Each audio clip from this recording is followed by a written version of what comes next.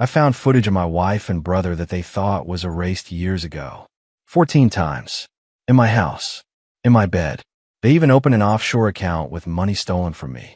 I didn't confront them. I waited. I planned. And when Sunday brunch came, I made sure everyone who mattered saw exactly who they really were. My name is Connor Bradley. I'm 44 years old.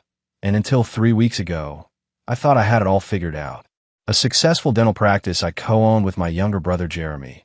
A beautiful wife who taught 3rd grade at Riverside Elementary. 2 kids who made me proud every single day. Olivia, my 16-year-old, was getting ready for college applications. Jake, my 10-year-old, still believed his dad hung the moon. I lived in a 4-bedroom colonial in Westfield, New Jersey, drove a Lexus, took the family to the Outer Banks every summer. The American dream, right? Wrong. It started on a Saturday morning in late September.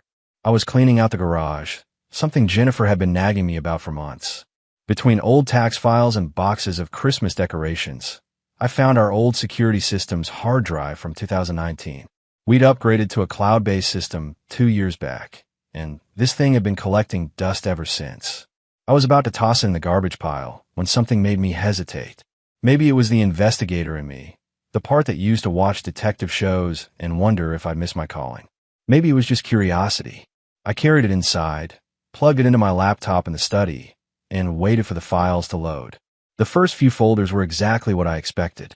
Backyard footage of Jake on his swing set, the front porch, our driveway.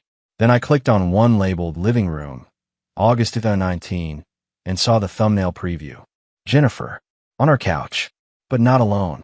I clicked play. The footage was clear. Too clear.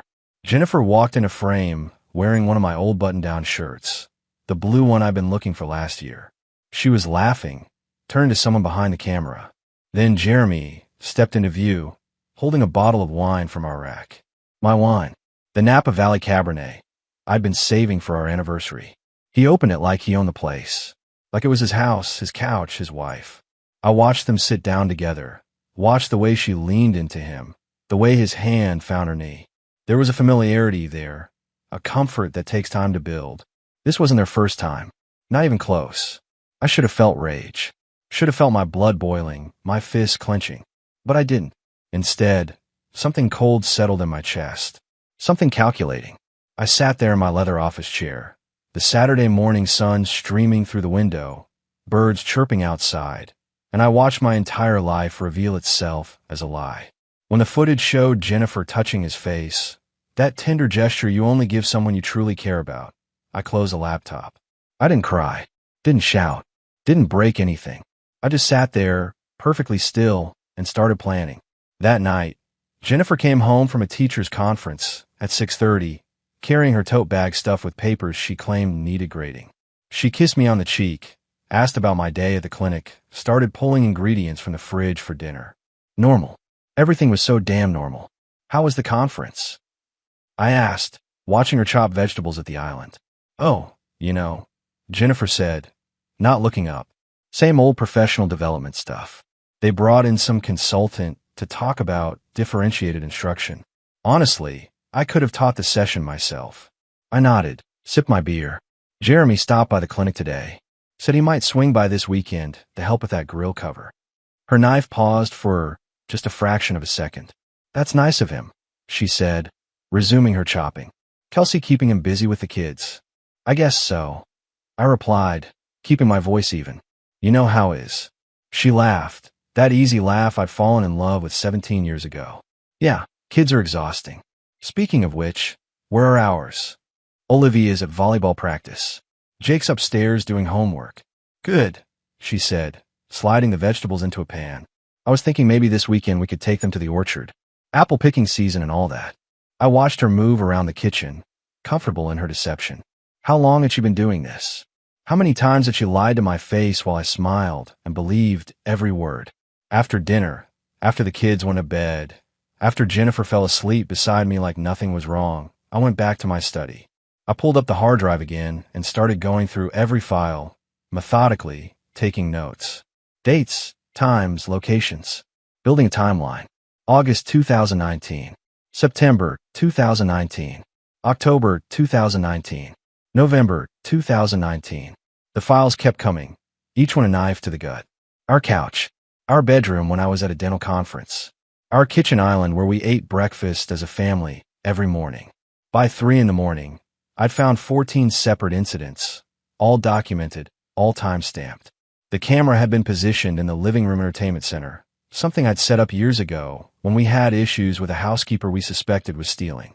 I'd forgotten all about it after we let her go, but apparently it kept recording to the hard drive until the memory filled up in late 2019. I copied everything to 3 separate flash drives. One I keep with me. One would go in a safety deposit box. One would go to someone I trusted, though I hadn't figured out who yet. Then I started researching. Divorce lawyers. Asset protection. Custody laws in New Jersey. I read until my eyes burned, until the sun started coming up, until I heard Jennifer stirring in the bedroom. The dental practice was the complicated part. Jeremy and I were 50-50 partners. The business was worth roughly $2.3 million, built over 12 years of 7-day work weeks and careful expansion. We had 3 dentists on staff, 2 hygienists, a full administrative team. Dissolving that partnership would be messy, but I'd figure it out. I had time. They didn't know I knew. That was my advantage. Monday morning, I went to work like nothing had changed. Jeremy was already at the office, reviewing charts in his usual spot at the back desk. Morning, he said, looking up at the grin. Good weekend. Quiet, I replied, hanging my white coat on the hook. Cleaned out the garage finally. Yeah? Find anything interesting? Jeremy asked, turning back to his computer. I paused. Let the silence stretch just long enough. Just old junk. Nothing worth keeping. He nodded, completely at ease. Jennifer mentioned you guys might hit the orchard this weekend. We should make it a family thing. Kelsey and the kids would love that. Sure, I set my voice steady. Sound good. And just like that, we went back to pretending. Him pretending he wasn't sleeping with my wife. Me pretending I didn't know. But I was already 3 moves ahead, and he had no idea the game had started. I found Martin Gresham through a colleague at the clinic, Dr. Patterson, who'd gone through a nasty divorce 2 years back. If you need someone who fights like a junkyard dog but keeps it clean, call Martin, Patterson had told me over coffee. He'll cost you, but he's worth every penny. Martin's office was in downtown Newark, tucked between a bail bondsman and a tax attorney. Not fancy, but that wasn't what I needed. I needed someone smart, ruthless, and discreet. He was in his late 50s, gray hair, sharp eyes that missed nothing. I laid out the flash drive on his desk along with a timeline I created. How many incidents total? Martin asked, not touching the drive yet. 14 documented on video. Spans from August through November 2019.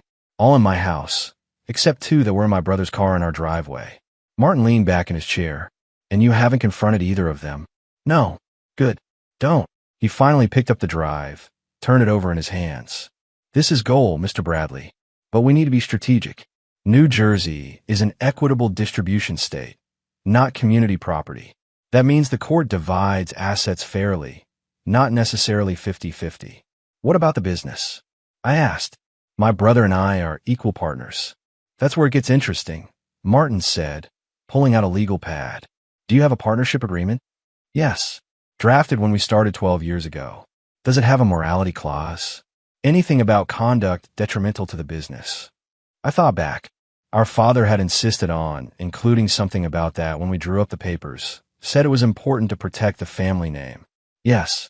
It states that if either partner engages in conduct that damages the reputation of the practice or violates the trust between partners, the other partner has the right to buy out their share at a reduced valuation. Martin smiled. It wasn't a pleasant smile. Then your brother just made this very easy. Sleeping with a partner's wife? That's about as detrimental as it gets. We can force a buyout at 70% of fair market value. Maybe less if we argue emotional damages and loss of business reputation. He'll fight it. Let him. We have video evidence of him committing adultery with your wife in your home. No judge will side with him. Martin made notes on his pad. Now, about your wife. You said she teaches at Riverside Elementary. 3rd grade. Been there 11 years. Any tenure? Yes. That complicates things, but not fatally. Here's what we do. We file for divorce on grounds of adultery, which New Jersey still recognizes. We push for full custody of both children based on our infidelity and poor judgment. We freeze joint accounts immediately upon filing. And we make sure the school board knows exactly why one of their teachers is getting divorced. I hesitated. Is that necessary? Going after a job. Martin looked at me over his reading glasses. Mr. Bradley, she destroyed your marriage, your family, and your ability to trust your own brother. She did this in your home, on your furniture, probably while your children were upstairs sleeping. Do you think she deserves protection? He was right. The old Connor might have tried to be noble, to take the high road. But the old Connor was dead. He died the moment I clicked play on that video. No, I said. She doesn't. Good. Now, I need you to do something difficult. You need to act completely normal for the next 2 weeks. Don't let her suspect anything. Don't change your routine. Can you do that? I thought about sitting across from Jennifer at dinner, watching her lie with a smile. Thought about shaking Jeremy's hand at the office, pretending we were brothers. Yes, I can do that. Excellent. In the meantime, I'll draft the papers, line up a forensic accountant to value the practice, and prepare our custody argument. When we move fast. They won't know what hit them. I left Martin's office feeling something I hadn't felt since finding that footage. Control. Purpose. I wasn't a victim anymore. I was a man with a plan, and that plan was about to turn their world upside down. The forensic accountant Martin recommended was a woman named Patricia Okonkwo, a former IRS agent who now made her living untangling complicated finances for divorce cases. She came to my house on a Wednesday morning when Jennifer was at school. The kids were in class. Show me everything, Patricia said, setting up her laptop at my kitchen table. Bank statements, business accounts, credit cards, investment portfolios. Everything. I handed her 3 years of financial records. She worked in silence for 2 hours, occasionally making notes or asking me to clarify a transaction. I made coffee, tried to focus on patient charts from the clinic, but mostly just watch her work. Finally, she looked up. You notice anything unusual about your joint savings account around March 2020? No. Should I have? Patricia turned her laptop toward me. Look at this. March 15th, a withdrawal of $15,000. Marked as home improvement. We did replace the deck that spring, I said. And what did that cost? Around $12,000. So where's the other $3,000? Patricia scrolled down. And here, May 2020, another withdrawal. $10,000. Marked as landscaping. I remembered that. Jennifer had wanted new trees planted in the backyard. Said it would add value to the house. That sounds right. Except according to the landscaping company you used, their invoice was $6,500. Patricia looked at me. Someone's been skimming money from your joint account. Small amounts, always disguised as legitimate home expenses. I've found 8 instances so far, totaling about $47,000 over 2 years. My jaw tightened. It wasn't just about the affair. They've been stealing from me too. Can you track where it went? Patricia clicked through several screens. That's the interesting part. The withdrawals were made via bank transfer to an account at Morgan Stanley. Want to guess whose account? Jennifer's. Close. It's a joint account. Jennifer Bradley and Jeremy Bradley. The room seemed to tilt. My wife and my brother have a joint bank account. Opened in February 2020. Based on the deposits, they've been funneling money into it from both your joint account and, if I'm reading this right, from the dental practice accounts as well. She pulled up another screen. Your brother's been billing the practice for consulting fees, equipment maintenance, and marketing expenses that don't exist. He's basically been paying himself twice and splitting it with your wife. I stood up, walked to the window, tried to control my breathing. This wasn't just an affair. This was calculated, long-term theft. They've been planning something, building a nest egg behind my back. How much total? I asked. In their joint account, right now, it's sitting at $212,000. $212,000. Money that should have been invested in our children's education, in retirement, in our future. Instead, it had been siphoned off to fund my wife's affair with my brother. There's more, Patricia said quietly. The account is registered to an address in the Cayman Islands. It's not technically offshore, but it's structured in a way that suggests they were trying to hide it. If I had to guess, they were building an exit strategy. An exit strategy. They were planning to leave. Together. This money was their escape fund. I sat back down, processing this. Everything clicked into place. The affair wasn't just about desire or attraction. It was a plan. They were going to take the money, take each other, and leave the rest of us behind to pick up the pieces. Can we get back? I asked. Patricia smiled. Once you file for divorce, we can freeze that account. It's marital property, hidden through fraud. Not only can we get it back, but we can use it as evidence of financial misconduct. Your wife will be lucky if she walks away with anything. I looked at the screen, at the account balance mocking me. $212,000. But it wasn't about the money anymore. It was about justice. It was about making sure they paid for every lie, every betrayal, every stolen moment they thought they'd gotten away with. Do it, I said. Document everything. I want them to know exactly how badly they miscalculated. Patricia nodded and went back to her laptop. And I went back to planning the one thing that would hurt them more than losing money. Public humiliation. Complete and total exposure. The kind they'd never recover from. Sunday brunch was 2 weeks away. My mother called on Thursday afternoon while I was at the clinic. I almost didn't answer, busy with a root canal that was taking longer than expected, but something made me step out and take it. Connor, honey, do you have a minute? Her voice sounded strained. Sure, Mom. What's up? There was a long pause. I could hear her breathing, gathering courage for something. I need to talk to you about something. Can you come by the house after work? Is everything okay? Is it Dad? Your father's fine. This is about you. And Jennifer. My stomach tightened. What about Jennifer? Just come by. Please. I don't want to do this over the phone. I finished the root canal on autopilot, rescheduled 2 afternoon appointments, and drove to my parents' house in Cranford. Mom was waiting on the porch, a cup of tea in her hands, even though it was 70 degrees outside. Come inside, she said. Your father's at the hardware store. It's just us. We sat in the living room, where I'd spent countless Sunday dinners, where Jeremy and I had opened Christmas presents as kids. Mom twisted her wedding ring, a nervous habit she'd had for as long as I could remember. I should have said something sooner, she started. Maybe if I had, you could have avoided some of this pain. Mom, what are you talking about? She looked up, her eyes wet. 6 months ago, I saw something. I was dropping off that casserole dish Jennifer borrowed, remember? I had a key, let myself in like I always do. I heard voices upstairs, laughing. I thought maybe you'd come home early, so I went up to say hello. I already knew where this was going. The bedroom door was cracked open. I saw Jennifer and Jeremy, together, on your bed. Mom's voice broke. I stood there frozen, couldn't believe what I was seeing. Then I just left. Didn't say anything. Didn't confront them. I just left the casserole on the counter and drove home. Why didn't you tell me?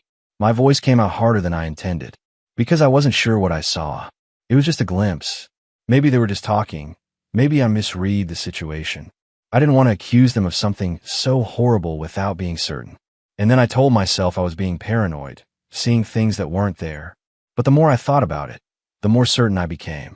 I just couldn't bring myself to destroy your family over something I might have imagined. I sat back, processing this. My mother had known, or at least suspected, for half a year. While I was going through the motions, playing the happy husband and brother, she'd been carrying this weight. You weren't imagining it, I said quietly. I found video evidence. Multiple occasions over several months. It's been going on since at least 2019. Mom covered her mouth with her hand. Oh, Connor, I'm so sorry. I should have told you immediately. I should have been stronger. You were trying to protect me. I get it. And I did. She wasn't trying to hide their betrayal. She was hoping she was wrong, hoping her son wasn't being destroyed by his wife and brother. What are you going to do? She asked. I told her about the lawyers, the forensic accountant, the offshore account. I told her about the plan for Sunday brunch in 2 weeks.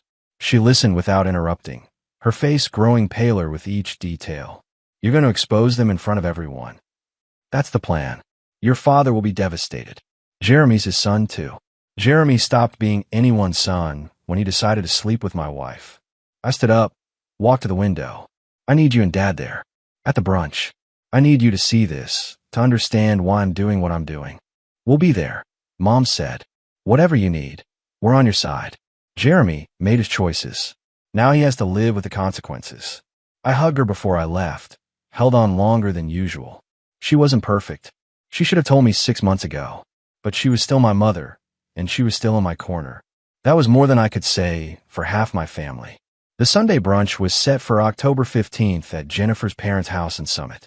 They hosted it every year, a tradition going back to before Jennifer and I were married. Usually about 20 people. Her parents, her sister and brother-in-law, Jeremy and Kelsey with their 2 kids, my parents, Jennifer's grandmother, a few family friends. This year would be special. I called Kelsey on a Tuesday evening. She answered cheerfully, probably expecting another mundane call about coordinating schedules or borrowing tools. Hey, Connor. What's up? I need to see you. In person. It's important. The cheerfulness faded. Is everything okay? Are the kids all right? The kids are fine. But I need to show you something. Can you meet me tomorrow? Coffee shop on Broad Street. Connor, you're scaring me. I know. Just trust me. 10 o'clock tomorrow. Come alone. She was already there when I arrived, sitting in a back corner booth, nervously shredding a napkin. I ordered 2 coffees and sat down across from her. What's going on? Kelsey asked. She looked exhausted, I noticed. Dark circles under her eyes, hair pulled back in a messy ponytail. Not the put-together woman I was used to seeing. I pulled out my laptop, opened a folder, turned the screen toward her. I need you to watch something.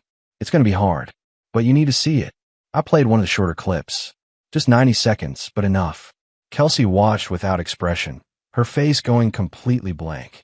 When it ended, she said nothing for a long moment. How many? She finally asked. 14 documented incidents. Probably more that weren't captured. How long have you known? 3 weeks. Kelsey laughed, but there was no humor in it. I've known for 3 months. Or suspected. Anyway. Found hotel receipts in his jacket. Charged to his credit card. He said they were for client meetings. I wanted to believe him so badly that I actually convinced myself it was true. I'm sorry, I said. Don't be. I'm the idiot who stayed. She looked at me, her expression hardening. What's your plan? I told her everything. The lawyers, the offshore account, the partnership buyout, and the brunch. You want to expose them publicly, she said, in front of both families. Let everyone see who they really are. Good. Kelsey's voice was cold now, all the warmth gone. They deserve it, but I want to be part of it. I want them to know I knew, that I'm not some naive victim they fooled. What do you have in mind? She smiled, and it reminded me of a wolf. I'll handle the guest list. Make sure everyone who matters is there. Jennifer's boss from the school, the chairman of her dental association, my parents. We'll make it a real family gathering, the kind people talk about for years. We spent the next hour planning. Kelsey knew things I didn't. She knew that Jennifer had been talking about leaving me for months, telling her friends I was boring and predictable. She knew Jeremy had been shopping for condos in Hoboken, looking for a place where he and Jennifer could start fresh. She knew about dinners they had together, trips they'd planned, a whole future they'd been building while we played the fool. I want to be the one to invite your mother, Kelsey said. Jeremy thinks she doesn't suspect anything. I want to see his face when she walks in and he realizes she knows. Done. And I want to sit next to Jennifer during the reveal. I want to watch her face when the video starts playing. Also done. We divided responsibilities like generals planning a battle. Who would sit where? When a video would start? Who would control the remote? How we'd prevent them from leaving before everyone saw what they'd done. Every detail calculated, measured, precise. When we finished, Kelsey reached across the table and squeezed my hand. Thank you for showing me. For not leaving me in the dark.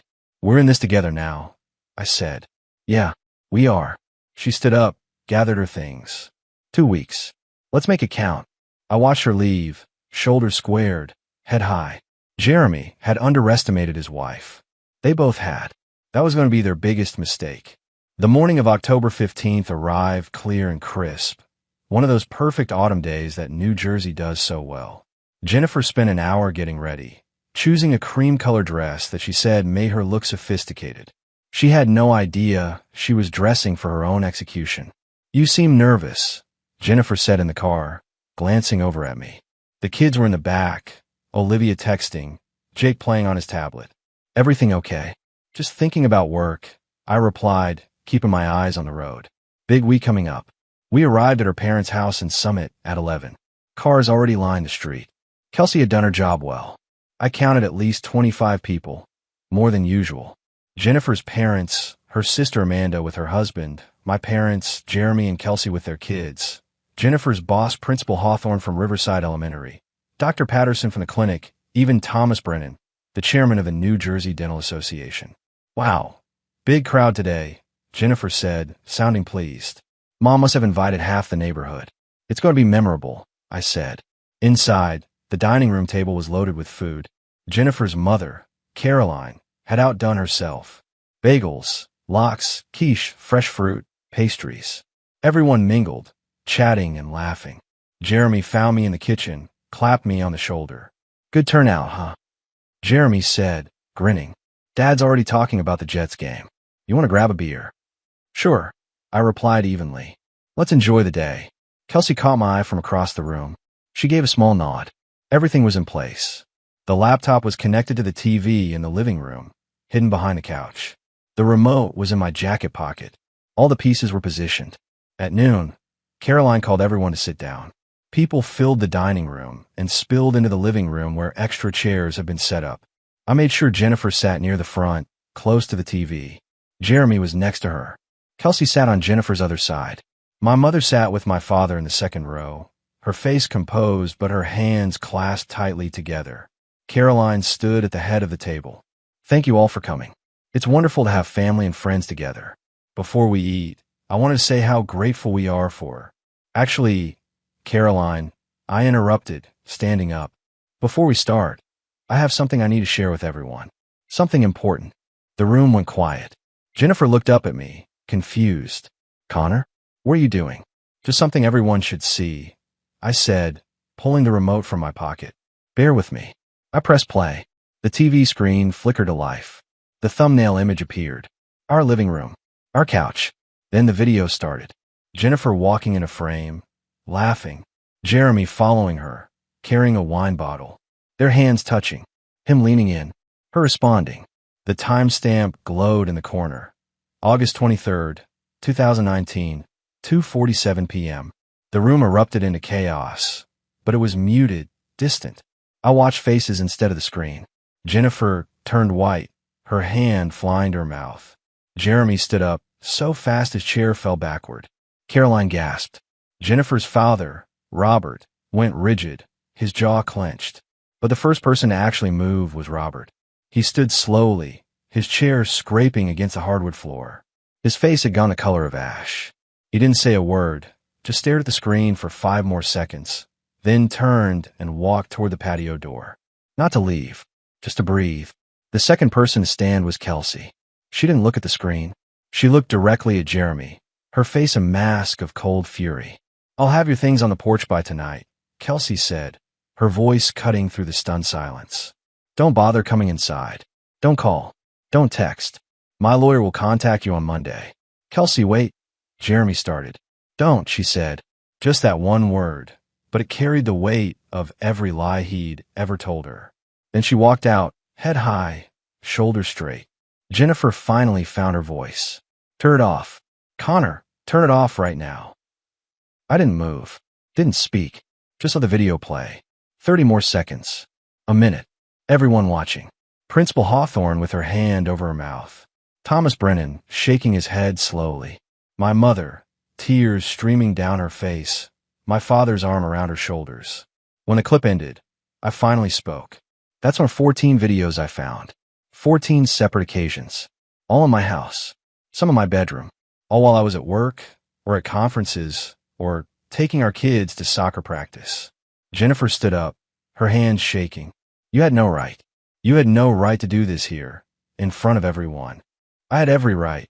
I cut her off, my voice steady and cold. You destroyed our marriage. You betrayed our family. You had an affair with my brother in my home, in my bed. And you did it with a smile on your face. So yes, I have every right to make sure everyone knows exactly who you are. Jeremy tried to move toward me. My father stepped between us. Don't, Dad said to Jeremy. You've done enough. Principal Hawthorne stood up, gathered her purse. Jennifer, we'll need to meet on Monday. First thing. She didn't wait for a response, just left. Thomas Brennan approached me quietly. Connor, I'm sorry. This is unacceptable behavior for a member of our association. We'll need to discuss Jeremy's membership status. Then he too left. One by one, people filed out. Some stopped to squeeze my shoulder. Others just left silently, unable to process what they'd seen. Jennifer's sister Amanda hugged me on her way out, whispered, I'm so sorry. You deserve better. Within 15 minutes, only a handful remained. My parents. Jennifer's parents. Jennifer, still standing frozen by her chair. Jeremy, backed into a corner. And me. I want a divorce, I said to Jennifer. You'll be served papers on Monday. The house is mine. The accounts are frozen. And you can forget about any claim to the dental practice. Our partnership agreement has a morality clause. Jeremy violated it. He's out. You can't do this, Jeremy said. His voice shook. I already did. Martin Gresham is my attorney. Patricia Okonkwo is my forensic accountant. They've documented everything, including the offshore account you and Jennifer opened with money stolen from our joint accounts and the dental practice. $212,000. That's fraud. That's embezzlement. That's criminal. Jennifer's legs gave out. She sat down hard, her face buried in her hands. Robert finally spoke, his voice rough. Get out of my house. Both of you. Jennifer, Jeremy. Get out. You're not welcome here anymore. And that was it. No screaming match. No physical altercation. Just the cold, final severing of every tie that had bound us together. I'd found hidden camera footage of my wife and my brother. I didn't fight back with fists or rage. I just exposed it during Sunday brunch, in front of everyone who mattered. Her dad rose first. Then my brother's wife did. And the rest fell like dominoes. I left Jennifer's parents' house at 1:30. My parents followed me back to my house in Westfield, Olivia and Jake riding with them. Neither of my kids had spoken since the video played. Olivia's face was streaked with tears. Jake just stared out the window, processing something his 10-year-old brain couldn't quite understand. Inside, I made coffee while Mom took the kids upstairs. I could hear her gentle voice, explaining, comforting. Dad sat across from me at the kitchen table, the same table where Jennifer and I had shared thousands of meals. You did the right thing, Dad said finally. Did I? Look at what it did to the kids. The kids will heal. They're strong, like you. But they needed to know the truth. They needed to see that actions have consequences. Dad reached across, put his hand on mine. Your brother betrayed you in the worst way possible. He doesn't deserve protection. He doesn't deserve mercy. My phone buzzed. A text from Martin Gresham. Papers will be served tomorrow morning. Everything's in motion. Call me if you need anything. Another text, this one from Kelsey. Thank you for having the courage to do what I couldn't. The kids are okay. We're okay. You're a good man, Connor.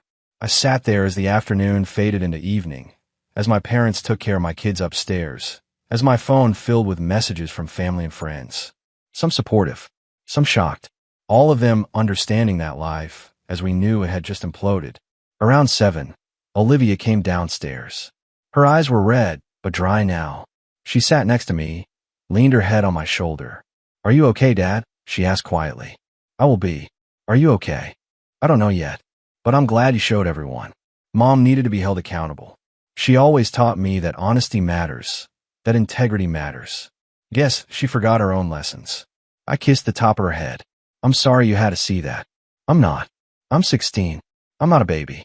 I deserve to know the truth. She pulled back, looked at me. What happens now? Now we rebuild. Just the three of us. It won't be easy, but we'll figure it out. Jake came down next, crawled into my lap like he used to when he was younger. Is Mom coming home? He asked. Not tonight, buddy. Probably not for a while. Good. I don't want to see her right now. That broke my heart more than anything else. My 10-year-old son rejecting his mother because of what she'd done. But I also knew he was processing trauma, that his feelings would evolve over time. For now, I just held him. That night, after my parents left and the kids were finally asleep, I sat in my study and opened my laptop. An email from Patricia Okonkwo waited. Preliminary divorce, filing ready. Asset division favors you 80-20 based on fault and financial misconduct. Custody recommendation. Primary physical with you. Supervised visitation for Jennifer pending psychological evaluation. Partnership buyout. $820,000 for Jeremy's 50% stake. Based on morality, clause violation. He won't fight it. $820,000. Less than half what his share was actually worth. But the morality clause gave me leverage. He'd sign or face criminal charges for embezzlement. Another email, this one from Principal Hawthorne.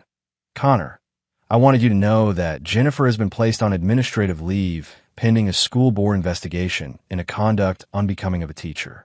Given the public nature of today's revelation and the impact on our school community, her employment may be terminated. I'm sorry you and your family are going through this. Jennifer's career was over. Her marriage was over. Her relationship with her family was destroyed.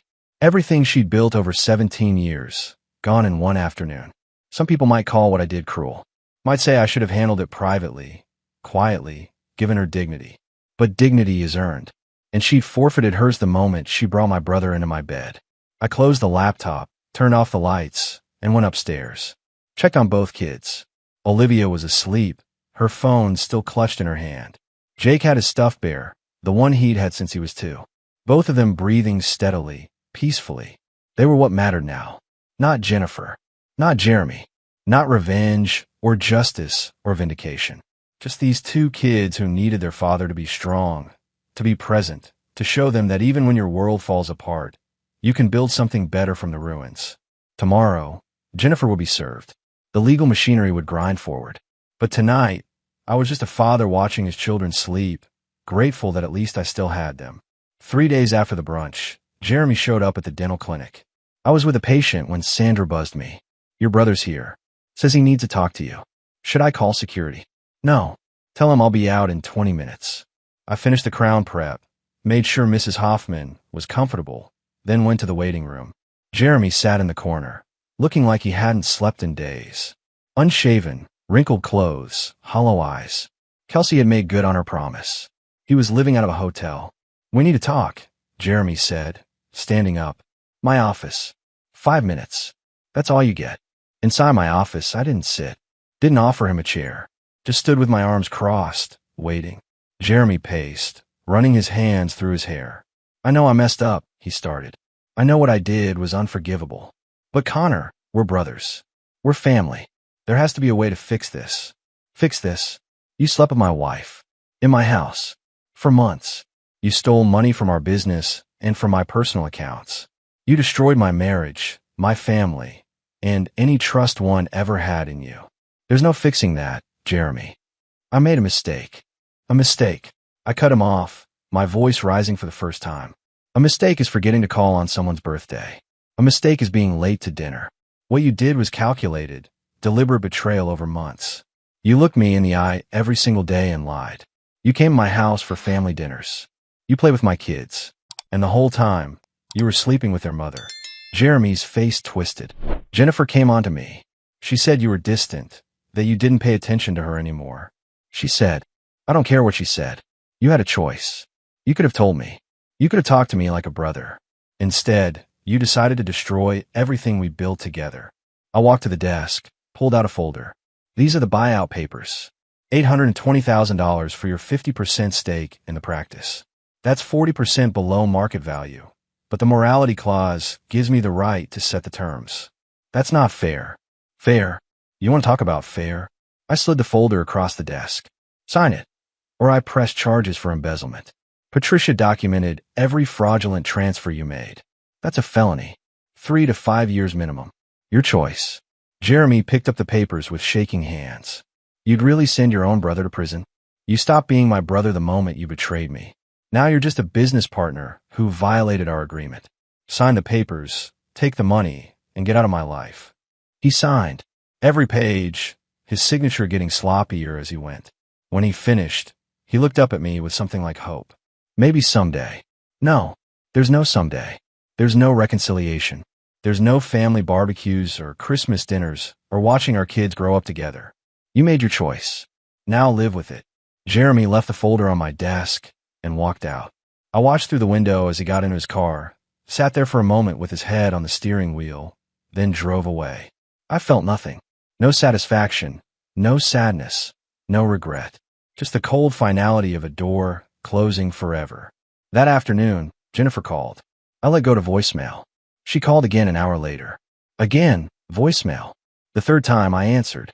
What do you want, Jennifer? I want to talk. About the kids. About us. Connor, please, can we just... There is no us. There's you, and there's me, and there's a divorce. That's all. The kids are fine. They're with me. You can see them supervised visits once the custody arrangement is finalized. Supervised? Connor, they're my children. And you destroyed their family. You had an affair with their uncle in their home. You stole from their college funds to finance your relationship with my brother. You don't get unsupervised access until a judge says you do. I never meant to hurt them. Or you. It just happened. Nothing just happens, Jennifer. You made choices. Every single day, you chose to lie to me. You chose to betray our marriage. You chose Jeremy over your family. Those were conscious decisions. Own them. She was crying now. I lost my job. The school board fired me this morning. My whole career gone. My friends won't talk to me. My parents won't return my calls. I have nothing left. You should have thought about that before you destroyed everything. My voice was flat, emotionless. Martin will be in touch about the settlement terms. Don't contact me directly again. Everything goes through the lawyers. I hung up before she could respond. Blocked her number. She tried to frame this as a mistake, an accident, something that spiraled out of control. But it wasn't. It was a calculated betrayal, executed over months, funded with stolen money, and hidden behind a facade of normalcy. Now she was facing consequences. Real ones. Her career destroyed. Her family estranged. Her children choosing their father. And I felt no pity. Just the satisfaction of knowing that justice, cold and final, had been served. The following spring, the divorce was finalized. I got the house, primary custody of both kids, and 70% of our marital assets. Jennifer got supervised visitation every other weekend and the remnants of her pension. The offshore account was split, but only after I recovered the full amount stolen from our joint accounts. Jeremy's buyout went through. He took his $820,000 and moved to Pennsylvania. Last I heard, he was working at a corporate dental chain, making a third of what he used to. Kelsey got full custody of their kids. Jeremy sees them twice a month when he can afford the drive back to New Jersey. The practice thrived without him. I brought on Dr. Sandra Kwan as a partner, a brilliant dentist who'd been looking to buy into an established practice. She brought fresh energy and new clients. Within 6 months, we'd expanded hours and hired a fourth dentist. The business was worth more now than it had been with Jeremy. Olivia graduated high school with honors and got into Boston University. She chose to major in psychology, said she wanted to understand why people make the choices they do. We talked regularly, rebuilt our relationship stronger than before. She'd forgiven me for the public nature of the exposure, understood now why I'd done it that way. Jake adjusted better than I expected. He spent 1 year in therapy, working through his feelings about his mother's betrayal. He still saw Jennifer on scheduled visits, but he was distant with her. Polite but not warm. That hurt her more than anything I could have done. On a Saturday morning in March, I sat on my back deck watching Jake play basketball in the driveway. The same driveway where so much had fallen apart. But now it was just a driveway. The house was just a house. The memories had been replaced with new ones. My mother stopped by with groceries, her weekly ritual since the divorce. "How are you really doing?" she asked, sitting next to me with coffee. "I'm good, Mom. Actually good. Not just saying it. Any regrets?" I thought about that. About the brunch, the public exposure, the scorched earth approach I'd taken. No, they needed to be held accountable. If I'd done it quietly, they would have controlled the narrative. This way, everyone knew the truth. Your father's proud of you. He doesn't say it enough, but he is. Tell him I appreciate that. After she left, I went inside and found a card in the mail. From Kelsey. Inside, a simple note. "Thank you for giving me the courage to leave. The kids and I are doing well. You're a good man, Connor Bradley. Don't forget that." I put the card on my desk next to a photo of Olivia and Jake. They were smiling, genuinely happy. That's what mattered. Not revenge. Not vindication. Just these two kids who were learning that integrity matters, that actions have consequences, and that sometimes the strongest thing you can do is walk away from people who don't deserve you. That evening, I took Jake to dinner at his favorite burger place. Just the two of us, father and son. "Dad," Jake asked, dipping a fry in ketchup, "are you ever going to date again?" "Maybe someday." "Why?" "Because you deserve someone who actually loves you. Not like Mom." Out of the mouths of children. "Thanks, buddy. But right now I'm good. I've got you and Olivia. That's plenty." He nodded, satisfied, went back to his burger. And sitting there in that booth, watching my son eat and laugh and just be a kid again, I realized something. Jennifer and Jeremy hadn't destroyed me. They'd tried, but they'd failed. I was still standing, still whole, still moving forward. I'd found hidden camera footage that revealed the worst betrayal imaginable. But instead of letting it break me, I'd let it remake me. Stronger, clearer, more certain of who I was and what I deserved. The old Connor might have forgiven them, tried to salvage something from the wreckage. But I wasn't the old Connor anymore. I was someone who understood that some betrayals are unforgivable, that some bridges need to burn, and that walking away from toxic people isn't weakness. It's survival. It's strength. It's choosing yourself and your kids over people who proved they never valued you to begin with. And that choice, hard as it was, turned out to be the best decision I ever made.